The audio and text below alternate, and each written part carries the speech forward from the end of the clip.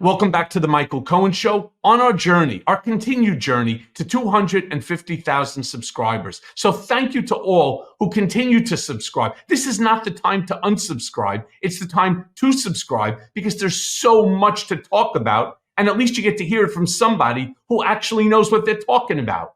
And I want to start by talking about Matt Gaetz, who has been investigated by the House Ethics Committee. And there was a hearing that was scheduled for today in order to decide whether that they would release the report or not. And in advance of that, Gaetz decided that that report would not be released if he resigned, which he did so on Wednesday, again, to avoid having the report released. It's obviously not good. So Jim Jordan, a pal of Matt Gaetz, was asked if he thinks that the report should still be released. Play the clip. And Congressman Jordan, do you have any sense about what will happen with that House ethics report that was supposed to come out Friday? Remember, Gaetz had been accused of things and no prosecution had been continued. It had been dropped. But Dick Durbin's trying to get his hands on that report, obviously, to leak it out to hurt President Trump. What is your sense on that? Well, it's my understanding that is not supposed to go public. So if it's not supposed to under the rules, it shouldn't go public. And what I know about Matt Gaetz is one of the best members we had on our committee. In my time in Congress, which has been a while, I don't know, there are very few people who have the cross-examination skills he does. And I want someone in the Justice Department who's not going to say moms and dads at school board meeting needs to be investigated. I want someone at the Justice Department who's going to say it's wrong for the FBI to do a memorandum and say that pro-life Catholics are extremists. I want someone at the Justice Department who can tell us who planted the pipe bombs on January 6th, who leaked the Dobbs opinion, who put cocaine at the White House instead of all the other stuff they seem to be focused on. You know, it's not often that you're going to hear me say that I agree with some of the things that Jim Jordan is saying, but I'm going to do it today because I generally don't agree with Jim Jordan at all. I don't like him, and I generally don't agree with him, but I do agree. If Matt Gaetz resigned, and therefore that report has no value, has no meaning, since he's no longer a member of Congress, it should not be released.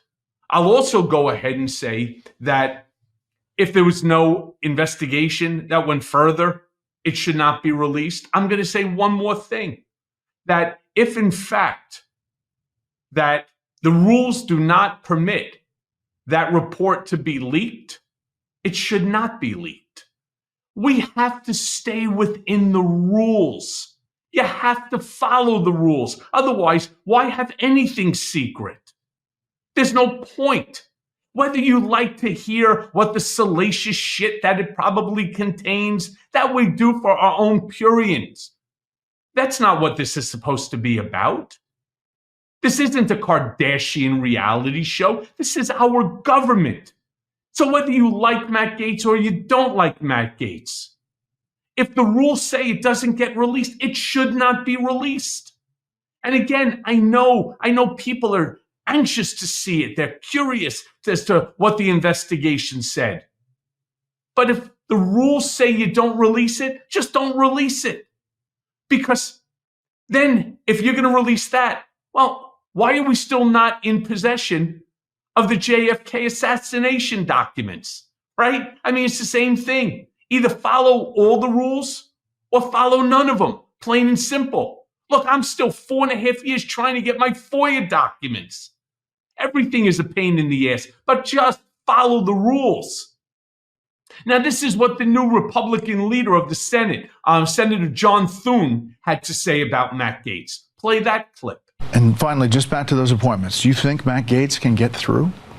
Well, I don't know the answer to that just yet. I mean, obviously, as you point out, there certainly are some skeptics, but he deserves a process. RFK Jr., like, you think he can get through? Same answer? They deserve a process, yeah. I mean, there are nominees that the president has put forward, and, the Senate has the role of advising consent under the Constitution. So they deserve a hearing, and we'll proceed accordingly if these become official noms. Would you have to do recess appointments? You're saying yes or no? Would you say? Well, I hate to say yes or no because I think that's still an open question. My view is we want to do this the regular way and give the Democrats a chance to work with us on getting people in place. And the first ones that are going to come up are the national security, and I hope the Democrats will work with us on defense and CIA and NSA and some of those and state. But if they become obstacles and obstructionists to moving these along, I mean, we're going to grind them out on the floor of the United States Senate. I just said we're not taking any options off the table. Agreed. There's a process. You don't get to change the process because I'm a Republican or I'm a Democrat. The process is the process. Donald Trump, who will be on January 20th inaugurated, has the right within which to pick his cabinet. That's just the right of the president, not of me, not of you. And if he thinks that Matt Gaetz is going to be should be the attorney general, put him through the process, the nomination and the hearings. I don't like this whole concept of this recess appointments, but again, it's been used before. So if the process is good for the Democrats, it has to be good for the Republicans. If it's good for the Republicans, it has to be good for the Democrats. This nonsense about, well, I don't like him, so therefore it should be a different process. No, and trust me, I know because I was abused by the process.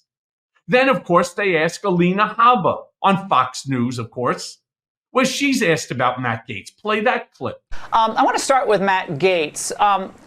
What can you tell us about the process of choosing him to be AG? Was there a lot of consultation with the Hill? Did you all bring in Speaker of the House or any of the other top Republicans? Well, I'm not part of the transition team, and as you know, Laura, I always take my confidentiality incredibly seriously, but I'll say this. Matt Gaetz is somebody that has always been on the president's radar, has always been America first, whether the radical left likes it or not. He has been very clear about who he is, and despite the bullying, which we've seen time and time again, and frankly, Laura, I'm shocked they've only waited a couple days for more fear-mongering, which you just played for the American people. He's making selections on people that are not going to be bullied. And we have seen time and time again political people who are career politicians come in, they act like they're Republican, they turn out to be a rhino, they fold and buckle under pressure. These people, his selections, they're not that. And that might be frightening to the CNNs and MSNBCs and the people that put up charts and say that they will not respect the rule of law, the Constitution, and the separation of powers. But they've got another thing coming. We need to respect the process. The president has to respect the people he's putting in these roles. And frankly, I do. I think he's made great decisions. I'm excited for what's to come. I think America spoke loudly that they were excited for what's to come on November 5th. Look, I agree with everything she just said, except for one thing, that these are great appointments that he's made. We don't know that yet. Again, we don't have a crystal ball to make a determination whether Matt Gaetz will be a good, a bad, a great, or a horrific attorney general. A lot of people thought that Bill Barr was going to be a good or a great attorney general. I personally think he was horrible. Again, it's all subjective.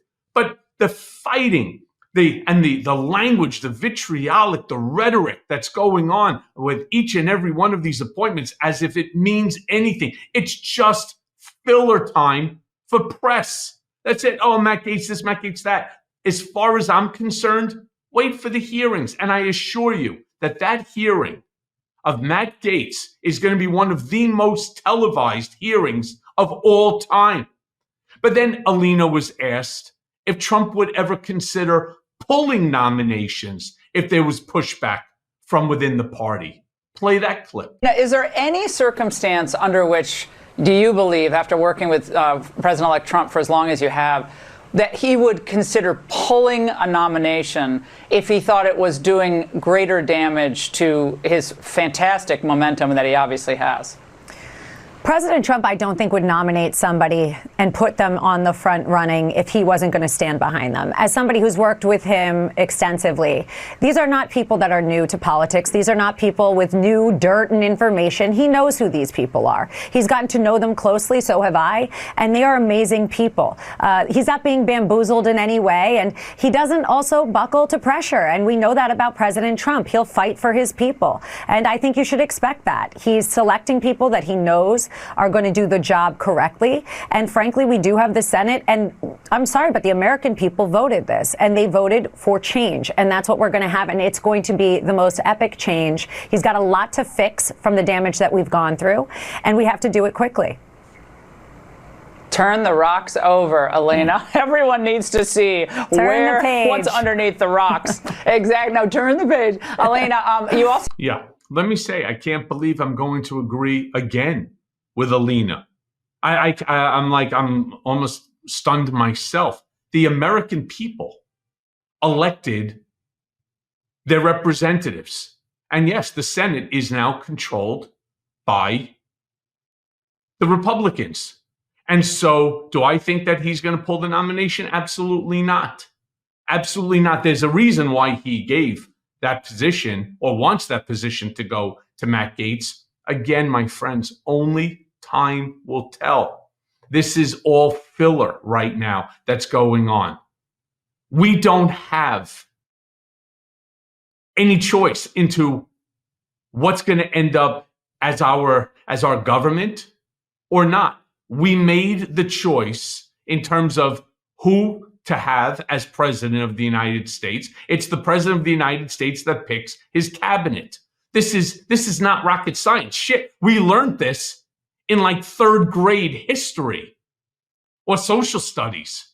I mean, we've learned this throughout our entire life. That's the process. Respect the process. Respect the presidency. All we can do is hope that the change that Alina was talking about is positive for the country. Not for some Americans, but for all Americans. And as always, my friends, thanks for listening. Hey, everyone. First of all, thanks for watching. I mean, we're going to be posting daily episodes with reactions and talking about politics. We'll be talking about everything, in fact. So please like and subscribe. Join us on this journey.